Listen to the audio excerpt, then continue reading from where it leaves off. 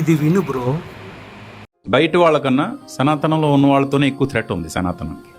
మేము న్యూట్రల్గా ఉన్నామని చెప్పేవాళ్ళు ఉంటారు చూడండి, వాళ్ళ వల్ల ఎక్కువ థ్రెట్ ఉంది.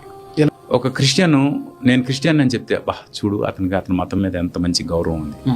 ఒక ముస్లిం, నేను ముస్లిం అని చెప్తే చూడండి అతని మతం మీద అతనికి ఎంత ఇష్టం ఉంది అని చెప్తే.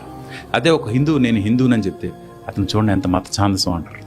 ఇప్పుడు క్రిస్టియన్ తను క్రిస్టియన్గా చెప్పుకున్నప్పుడు ఎంత గర్వపడతాడో, ఒక హిందూ తను హిందూగా చెప్పుకున్నప్పుడు అంతే గర్వంగా చెప్పుకోవాలి కదా. ఆ స్థితి రావాలంటే ఇలాంటివి రావాలని నా ఉద్దేశం. తప్పే ఉంది. ప్రపంచంలో ఎన్నో దేశాల్లో చాలా మతాలు కనుమరుగైపోయి కొన్ని మతాలు మాత్రమే ఎస్టాబ్లిష్ అయ్యాయి, ఉనికిని కాపాడుకోగలిగాయి.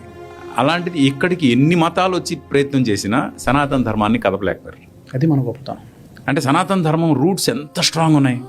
మా అమ్మ నాన్న నాకు ఒక జన్మనిచ్చారు, నాకు ఒక కల్చర్ని నేర్పించారు.